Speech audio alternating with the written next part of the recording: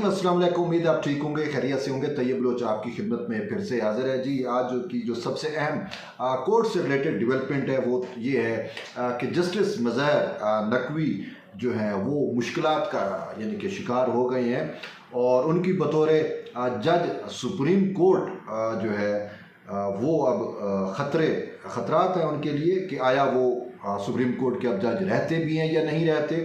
यहाँ तक कहा जा रहा है कि हो सकता है जस्टिस मज़हर नकवी जो है वो खुद ही रिज़ाइन कर दें और अदलिया से जो है वो चले जाएं। लेकिन कुछ ये कह रहे हैं कि नहीं, वो रिज़ाइन नहीं करेंगे बल्कि आखिरी हद तक वो कोशिश करेंगे कि वो किसी तरीके से सर्वाइव करें, सस्टेन कर जाएं। अब वजह क्या है मैं आपको बताता चलूँ कि हुआ कुछ यूँ है कि जस्टिस मज़हर नकवी के खिलाफ, जी ये जस्टिस मज़हर नकवी वही हैं जिनको ज़बान ज़द आम में अवामी तौर पर ट्रकों वाली सरकार, ट्रकों वाला जज जो है वो कहा जाता है। कुछ दिनों पहले, अरसा पहले आपने देखा होगा कि वो सुप्रीम कोर्ट की ट्रकों वाली तस्वीर जो है वो बड़ी मशहूर हुई थी। तो यही वो जस्टिस मज़हर नकवी हैं जिसकी वजह से पूरी की पूरी सुप्रीम कोर्ट को जो है वो ट्रक के आर्ट्स कलर के अंदर जो है उस सांचे में डाल दिया गया था। अब वजह क्या है, पर जो साबिक वफाकी वज़ीर हैं तहरीक इंसाफ के फवाद चौधरी, उनकी एक टेप पब्लिक होती है, उनकी एक ऑडियो मंजर आम पे आती है, पब्लिक होती है, तो उसमें जस्टिस मज़हर नकवी की का भी वो नाम आता है और वो ट्रकों की कोई बात होती है कि ट्रक जो है वो मज़हर नकवी को पहुंचा दिए गए और ये वो, तो तब से फिर उनको जो है वो ज़बान ज़द आम अवामी तौर पर ट्रकों वाली सरकार कहा जाता है। जी ये वही जस्टिस मज़हर नकवी हैं। अब आप समझ गए होंगे। तो होता क्या है कि उनके खिलाफ सुप्रीम जुडिशल कौंसिल में तकरीबन 10 जो है वो प्राइवेट कंप्लेंट्स यानी शिकायत दर्ज की जाती हैं और जिसमें मुद्दा ये इख्तियार किया जाता है कि जस्टिस मज़हर नकवी जो है उन्होंने अपने ज़ाब्ता अखलाक की खिलाफ वर्जी की है और इससे भी बढ़ के ये कि बदनुमानी के भी बरह रास्त उनके ऊपर चार्ज फ्रेम किए जाते हैं, उनके ऊपर इल्ज़ामात ऐद किए जाते हैं और सुप्रीम जुडिशल कौंसिल से रजू ये किया जाता है कि he is unfit for his job, कि वो सुप्रीम कोर्ट के जज रहने के अहल नहीं है। उन्होंने अपने ज़ाब्ता अखलाक, उन्होंने अपने जो है हलफनामा उसकी भी खिलाफ वर्जी की है, तो उनको सुप्रीम कोर्ट से अदलिया से उठाकर बाहर फेंका जाए।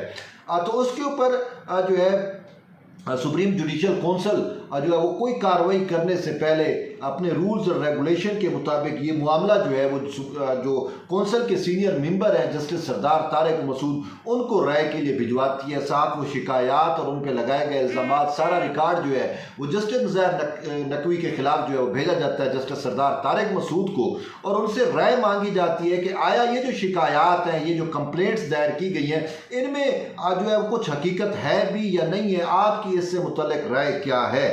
तो अब जो है वो जस्टिस सरदार तारिक मसूद की जानिब से अपनी राय जो है वो वापस सुप्रीम जुडिशल कौंसिल को दे दी गई है और ये कहा गया कि सुप्रीम जुडिशल कौंसिल ही अब जस्टिस मज़हर नकवी की फेट का जो है वो फैसला करे।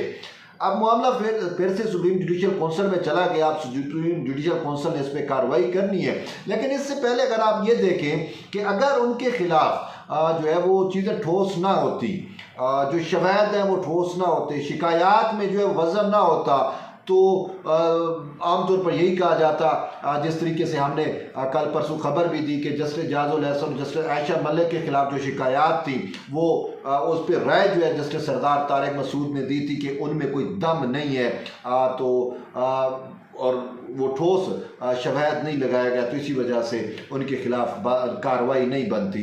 तो जब इजाजुल एहसन और आयशा मलिक के खिलाफ जो है वो कह सकते हैं कार्रवाई नहीं बनती, तो जस्टिस अपने मज़हर नकवी के बारे में भी यही राय आ सकती थी, लेकिन ये राय नहीं आई।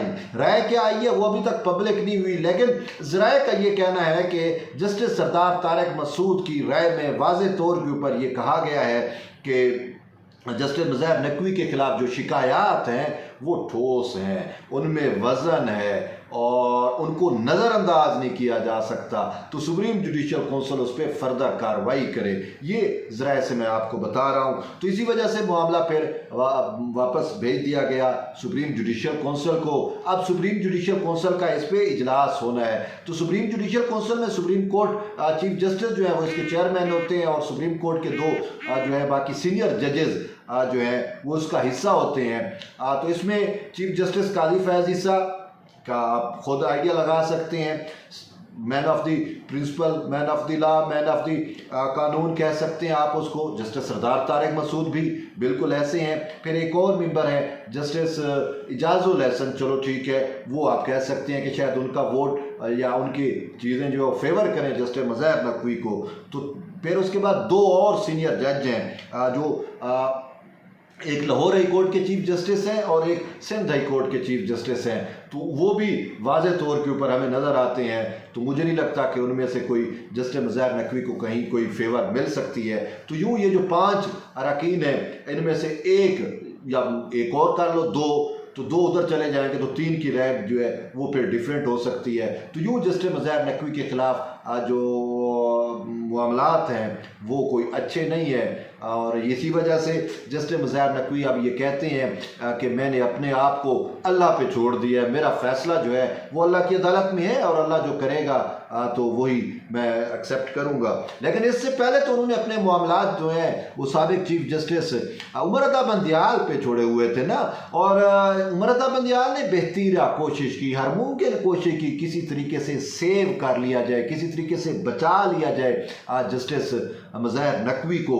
और इस सवाल से उन्होंने अप्रोच की जस्टिस सरदार तारिक मसूद को, जिन्होंने राय देनी थी वो भी अप्रोच की, लेकिन शायद उनको कामयाबी नहीं बन पड़ी। और इसी वजह से जस्टिस मज़हर नकवी के खुद अपने बकौल जस्टिस मज़हर नकवी ने उमर अता बंदियाल को रिटायरमेंट से कबल ख़त लिखा था और उस ख़त में उन्होंने ये तहफ़्फ़ुज़ात का इजहार किया था कि मुझे आप तो चले जाएंगे लेकिन मुझे अब इंसाफ की तवक्को नहीं है, मुझे इंसाफ की उम्मीद नहीं है सुप्रीम जुडिशल कौंसिल से। तो ये क्यों वो कह रहे हैं, इसका मतलब है उसको पता है, वो पहले ही उन्होंने अपना डिसीजन दे दिया कि मुझे इंसाफ की उम्मीद नहीं है, अभी इंसाफ हुआ नहीं है, अभी उस पर फैसला नहीं हुआ, अभी उस पर कार्रवाई नहीं हुई, अभी उस पर समाअत नहीं हुई। लेकिन पहले ही जो है जस्टिस मज़हर नकवी इस नतीजे पे कैसे पहुंच सकते हैं कि मुझे इनसे इंसाफ की तवक्को नहीं है। इसका मतलब यही है कि यहाँ तो दाल में काले वाली बात नहीं है, पूरी की पूरी दाल ही काली है। यानी जस्टिस मज़हर नकवी को पता है कि उन्होंने अब बचना नहीं है, क्योंकि जिस बंदे ने कोई क्राइम किया होता है, कोई जुर्म किया होता है, कोई गलती की होती है, तो उसको अंदर से ही फील हो जाता है कि भाई अब तेरा बचना महाल है, अब तेरा बचना मुमकिन नहीं है। और उसने इसी वजह से उमर अता बंदियाल को कोशिश की और उमर अता बंदियाल ने भी इसको बचाने की कोशिश की, लेकिन बंदियाल साहब के हाथ में ऐसा कुछ ऐसा था नहीं कि वो उसको बचा सके। हाँ, इतना कुछ तो उन्होंने ज़रूर किया कि मज़हर नकवी को अपने साथ एक बेंच में बिछा के आपको, मुझको और मुतलका लोगों को मैसेज ज़रूर देते रहे हैं, लेकिन वो बचा नहीं सके इसको।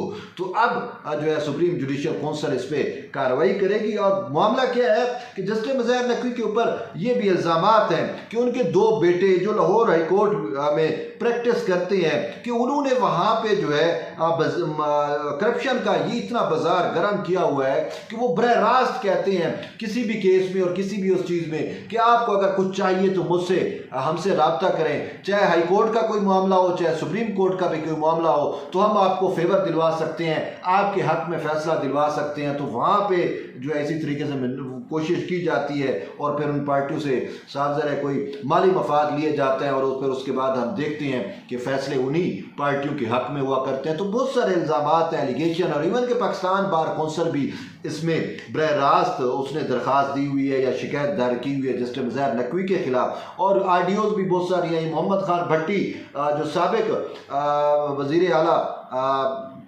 पंजाब परवेज़ इलाही के फ्रंट मैन थे, उन्होंने भी कहा कि मज़हर नकवी किस तरीके से उनके लिए काम करते हैं और किस तरीके से मैनेज्ड हैं। तो बहरहाल अब मज़हर नकवी का बचना महाल है। लेकिन देखते ये है कि ये सुप्रीम जुडिशल कौंसिल का इजलास कब होता है और कब इसकी कार्रवाई होती है और फिर मामलात के सिमट जाते हैं।